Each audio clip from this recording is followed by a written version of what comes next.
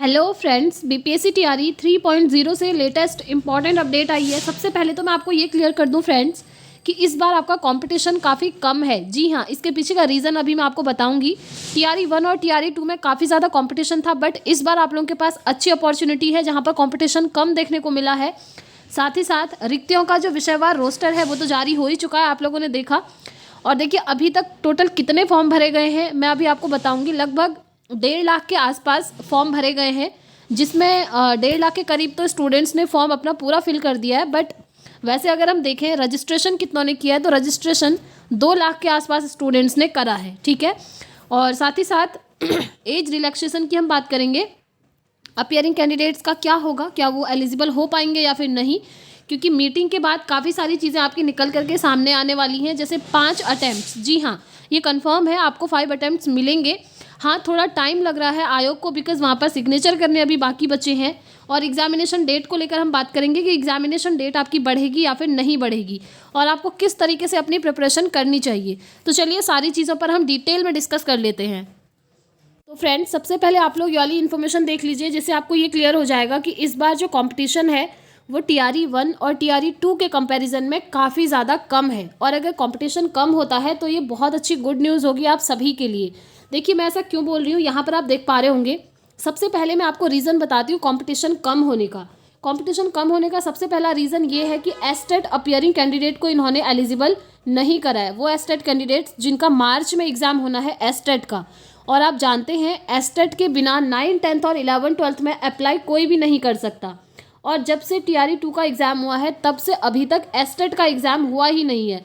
तो आप लोग खुद सोच सकते हैं कि 11, 12th और 9, 10th इनमें तो कंपटीशन बहुत ही ज़्यादा कम होगा, क्योंकि इनमें सिर्फ वही कैंडिडेट अप्लाई करेंगे जिन्होंने टीआरई 2 में करा था, क्योंकि उसके बाद से एस्टेट हुआ ही नहीं तो वो एलिजिबल हो नहीं पाए। हाँ, अगर ये एस्टेट मार्च वाले कैंडिडेट्स को यहाँ पर एलिजिबल कर देते तो शायद कंपटीशन थोड़ा सा बढ़ जाता, बट ऐसा नहीं है। अपियरिंग को इन्होंने अलाउ नहीं करा है, तो 9, 10th और 11, 12th में तो आपका कंपटीशन ऐसे ही कम हो गया। अब मैं अगर बात करूं 1 to 5 और 6 to 8, तो देखिए यहाँ भी आपका कंपटीशन कम है। उसका रीज़न मैं आपको बताती हूँ। सीटेट का रिजल्ट आया था, आपने देखा 15 फरवरी को, तो वहाँ पर आपने देखा कि बहुत ही कम स्टूडेंट्स का सीटेट क्वालिफाई हुआ है। अगर आपने पेपर 2 देखा होगा, जिसमें 6 to 8 के लिए पेपर 2 चाहिए होता है ना सीटेट का, तो अगर आपने सीटेट पेपर 2 का एवरेज देखा होगा तो वहाँ पर 7 लाख बच्चों ने, 17 लाख बच्चों ने फॉर्म फिल करा था, जिसमें से सिर्फ और सिर्फ 2 लाख बच्चे पास हो पाए हैं। अब आप खुद देख लीजिए, सीटेट का पेपर इतना डाउन गया है, तो इस वजह से सीटेट का रिजल्ट बहुत ही ख़राब रहा इस बार, हम ये कह सकते हैं।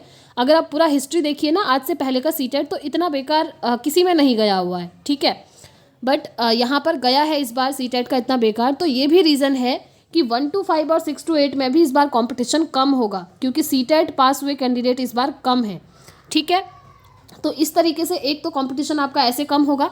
और यहाँ पर देखिए प्रूफ भी आपके सामने, अब तक 2.27 लाख अभ्यर्थियों ने किया पंजीकरण। ये भी पंजीकरण किया है, ठीक है, रजिस्ट्रेशन किया है, बट पूरी तरीके से जो फॉर्म फिलअप है वो सिर्फ और सिर्फ अभी किया गया है 1.80 लाख अभ्यर्थियों द्वारा। ठीक है, इन्होंने परीक्षा शुल्क का भुगतान करने के बाद अंतिम रूप से आवेदन सबमिट भी कर दिया है, यानी कि सिर्फ 1.80 लाख अभ्यर्थियों ने यहाँ पर फॉर्म फिलअप किया है। अब आप खुद सोच सकते हैं कि कंपटीशन इस बार काफ़ी कम है, इसीलिए मैंने आपको बोला कि आपके पास बहुत अच्छी एक अपॉर्चुनिटी है। अगर थोड़ा भी आप मेहनत करते हैं तो इस बार आपका सिलेक्शन डन है फ्रेंड्स। और अगर मैं 11, 12th की बात करूं, 11, 12th में मैंने आपको सब्जेक्ट वाइज जब डेटा दिखाया था रिक्तियों का, तो वहाँ पर आपने देखा होगा केमिस्ट्री में सबसे ज़्यादा सीट है 11, 12th में। अगर आपने पोस्ट ग्रेजुएशन केमिस्ट्री से करा है और एस्टेट पेपर 2 आपके पास है, तो आप बीपीएससी टीआरई 3 में 11, 12th के लिए ज़रूर अप्लाई करें, बिकॉज़ यहाँ पर बहुत ही अच्छी अपॉर्चुनिटी है आप लोगों के लिए। ठीक है, और एक चीज़ बता दूं फ्रेंड्स, कट ऑफ आपकी पिछली बार तो काफ़ी हाई गई थी, क्योंकि पिछली बार कैंडिडेट्स भी उतने ही ज़्यादा थे, बट इस बार कैंडिडेट्स यहाँ पर कम होने वाले हैं। मैंने आपको प्रूफ भी दिखा दिया है। ठीक है, और अब हम बात कर लेते हैं एक बार एज रिलैक्सेशन को लेकर। क्या एज रिलैक्सेशन मिलेगा? तो देखिए फ्रेंड्स, अभी तक कोई डेटा नहीं है एज रिलैक्सेशन को लेकर। कोई भी ऑफिशियल अपडेट आएगी तो आपको बता दिया जाएगा, बट कैंडिडेट्स वेट कर रहे हैं कि कैसे भी 10 ईयर का एज रिलैक्सेशन मिले और हम भी फॉर्म फिल कर पाएँ। देखिए फॉर्म फिलअप की लास्ट डेट अगर नोटिफिकेशन के अकॉर्डिंग देखें तो आपकी 23 फरवरी यानी कि कल आपकी लास्ट डेट है फॉर्म फिलअप की। और अगर आप लेट फीस देना चाहते हैं तो आप 25 फेब तक फॉर्म फिलअप कर सकते हैं, ठीक है। अब क्या ये फॉर्म फिलअप की डेट एक्सटेंड होगी? तो देखिए फ्रेंड्स 2-3 दिन फॉर्म फिलअप की डेट भी आपकी एक्सटेंड हो सकती है। इसके पीछे का रीज़न ये है, जो आपने सब्जेक्ट वाइज रोस्टर देखा ना, मैंने भी आपको दिखाया था और बहुत सारे यूट्यूब चैनल्स पर आपने देखा होगा, वो जो रोस्टर था पदों का वो ऑफिशियल वेबसाइट पर अभी तक नहीं आया है, वो सिर्फ सोशल मीडिया के थ्रू वायरल हो रहा है। तो जब तक वो ऑफिशियल वेबसाइट पर नहीं आता है तब तक हम यही मानकर चलेंगे कि शायद हमारी फॉर्म फिलअप की डेट एक्सटेंड होगी। बट मैं आपको ये बोलूँगी कि जो भी स्टूडेंट्स एलिजिबल है ना, वो फॉर्म फिलअप कर दीजिए। जो रोस्टर जारी हुआ है सोशल मीडिया के थ्रू उसी पर आप यकीन करके फॉर्म फिलअप कर लीजिए, क्योंकि अगर ऑफिशियल आएगा भी ना तो लगभग इतनी ही वैकेंसीज आएंगी। वैसे तो इन्होंने बोला था 87,000 के करीब हम वैकेंसी देंगे, बट अभी जो सोशल मीडिया पर वायरल हो रहा है PDF सब्जेक्ट वाइज जो पद आए हैं आपके वो 1 लाख से प्लस हैं, ठीक है, उसमें वैकेंसीज। तो मैं आपको बोलूँगी फॉर्म फिलअप के डेट की आप ये वेट मत करिए कि डेट एक्सटेंड होगी फॉर्म फिलअप की फिर हम फॉर्म फिल करेंगे, नहीं। आप आज के आज ही अपना फॉर्म फिल कर लीजिए, क्योंकि कल लास्ट डेट है नोटिफिकेशन के अकॉर्डिंग, ठीक है, 23 फरवरी। आई होप आप लोग समझ गए होंगे। अब आपका ये भी कहना था कि क्या एग्जामिनेशन डेट बढ़ेगी? तो देखिए फ्रेंड्स एक चीज़ तो ये क्लियर है कि एग्ज़ाम आपका मार्च में होना है, और इन्होंने बोला था एग्ज़ाम आपका 7 से 17 मार्च के बीच में होगा। अब अगर आपकी एग्जामिनेशन डेट एक्सटेंड होती भी है ना, तो आप ये मानकर चलिए 3 से 4 दिन एक्सटेंड होगी। अब काफ़ी सारे स्टूडेंट्स ये सोच रहे हैं कि एग्ज़ाम जून में हो जाएगा, 4-5 महीने आगे चला जाएगा या 1-2 महीने एक्सटेंड हो जाएगा। ऐसा पॉसिबल नहीं है, ऐसा बिल्कुल नहीं होगा, क्योंकि अगस्त में इनको TRE 4 भी कराना है। तो मार्च में ये एग्ज़ाम करवा के ही रहेंगे। हो सकता है 3-4 दिन आगे हो जाए आपकी डेट, बट इससे ज़्यादा एक्सटेंड नहीं होगी। इसलिए प्रिपरेशन अपनी कंटिन्यू रखिए, कंपटीशन कम है, बहुत अच्छा मौका है, ठीक है। नेक्स्ट हम बात कर लेते हैं अटैम्प्ट्स को लेकर कि क्या अटैम्प्ट्स हमारे 5 होने वाले हैं या फिर 3 ही अटैम्प्ट्स मिलने वाले हैं। तो इसको लेकर बहुत बड़ा डाउट है सभी के मन में। देखिए अभी तक नोटिफिकेशन के अकॉर्डिंग तो 3 ही अटैम्प्ट्स हैं, बट मैं आपको क्लियरली ये बता दूं फ्रेंड्स, काफ़ी सारे रिसोर्सेज से हमें पता चल जाता है। तो देखिए ऑफिशियल आपका आने वाला है, जिससे आपका ये क्लियर हो जाएगा कि अटैम्प्ट्स आपको 5 मिलेंगे। तो आप लोग टेंशन मत लीजिए, 5 अटैम्प्ट आपके होने वाले हैं, बस एक सिग्नेचर बचा है। जैसे वो सिग्नेचर हो जाएगा मुख्यमंत्री जी का, उसके बाद ऑफिशियल वेबसाइट पर ये आ जाएगा। तो 5 अटैम्प्ट्स जैसे नियोजित शिक्षकों के हुए थे ना सक्षमता परीक्षा को लेकर, तो वैसे ही आप लोगों के भी 5 अटैम्प्ट्स यहाँ पर होने वाले हैं। जैसे ही ऑफिशियल अपडेट आएगी आपको बता दिया जाएगा। इसलिए अगर आप चैनल पर नए हैं फ्रेंड्स तो चैनल को सब्सक्राइब करके बेल आइकन प्रेस करके रखें, ताकि जो भी नोटिफिकेशन आएगी आपके पास उसकी अपडेट पहुंचती रहे। और देखिए यहाँ पर क्या एस्टेट अपीयरिंग कैंडिडेट को इस बार मौका मिलने वाला है या फिर नहीं।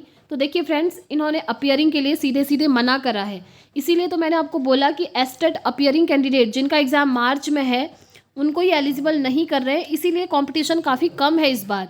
हाँ अगर एस्टेट मार्च वालों को ये यहाँ पर एलिजिबल कर देंगे तो आप खुद सोचिए यहाँ पर कॉम्पिटिशन आपका अच्छा खासा हो जाएगा, बढ़ जाएगा।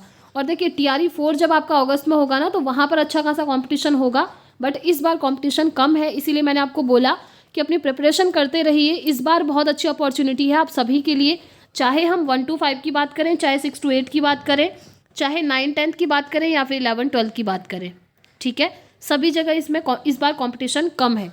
और देखिए लास्ट डेट आपकी कल है और लेट फीस के साथ 25 फरवरी है। तो 25 फरवरी को टोटल कितने फॉर्म भरे जाते हैं 2 दिन बाद तक, उसका डेटा मैं आपको 2 दिन बाद बताऊंगी।